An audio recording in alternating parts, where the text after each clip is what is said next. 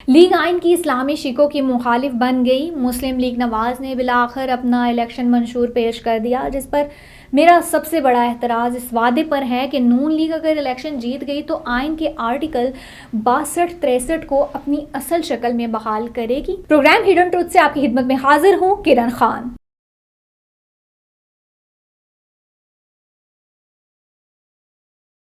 इसका मतलब यह है कि आर्टिकल 62-63 की इस्लामी शिकों का नून लीग इक़्तिदार में आकर ख़ात्मा करना चाहती है।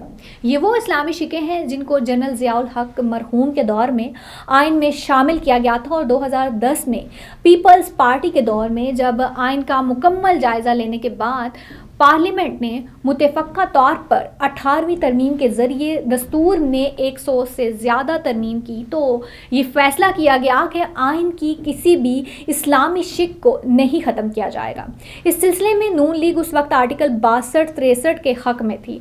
अब नून लीग की सोच बदल चुकी है और इसकी दो वजूहात हैं। एक तो ये है कि अब मियाँ नवाज शरीफ आइन के आर्टिकल 62-63 में शामिल इस्लामी शिकों को इसलिए ख़त्म करना चाहते हैं कि 2017 में सुप्रीम कोर्ट ने 62 के तहत उनको नाअहल कर दिया था और ये करार दिया था कि वो सादिक और अमीन नहीं रहे। मसला आइन या आइनी शिक का कभी ना था, बल्कि इस आइनी शिक के गलत इस्तेमाल का था, जिसकी बुनियादी वजह ये थी कि उन इस्लामी शिकों पर अमल दरामद करने के लिए कभी ना कोई कानून साजी की गई और ना ही कोई तरीक़ाकार वाज़ेह किया गया। दूसरी वजह नून लीग का एक सेकुलर और लिबरल जुमात बनकर उभरना है। पाकिस्तान का सेकुलर और लिबरल तबका एक अरसे से आइन में मौजूद इस्लामी शिकों के ख़ात्मे के लिए मुख्तलिफ हीले बहाने इस्तेमाल करता रहा है। नून लीग जो कभी पाकिस्तान के इस्लामी नज़रिए की बात करती थी, गुज़श्ता कई साल के दौरान एक सेकुलर जुमात बनकर सामने आई है और इसीलिए अब इसको आइन की इस्लामी शिकों पर एतराज़ होना शुरू हो गया है। आर्टिकल 62-63 की इस्लामी शिकों जिनको निशाना बनाया जा रहा है, उनका क्या मकसद है?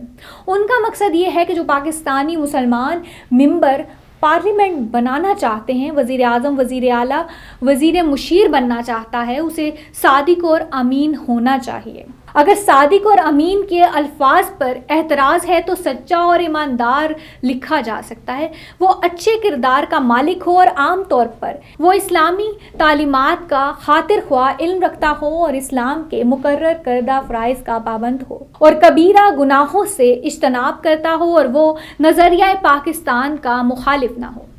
अब इन इस्लामी शिकों को नून लीग दूसरी सेकुलर सियासी जमातों के साथ मिलकर क्यों ख़त्म करना चाहती है?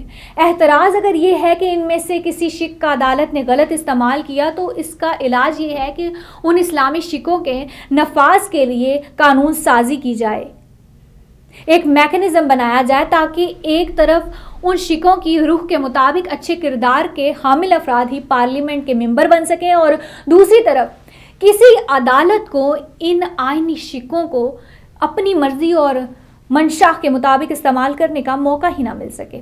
इस्लामी शिकों के ख़ात्मे की बजाय अगर कोई कन्फ्यूजन मौजूद है तो उसे ख़त्म किया जाए और कानून में ज़रूरी वजाहत कर दी जाए। पाकिस्तान के सेकुलर और लिबरल तबके की तो कोशिश है कि 1973 के आइन में शामिल तमाम इस्लामी शिकों को ही दस्तूर से निकाल कर पाकिस्तान को एक सेकुलर रियासत बना दिया जाए। अब नून लीग अगर लिबरल और सेकुलर तबके की नुमाइंदा बनकर आइन पाकिस्तान की इस्लामी शिकों के खात्मे का ख्वाब देख रही है तो इसे भी नाकामी का सामना करना पड़ेगा।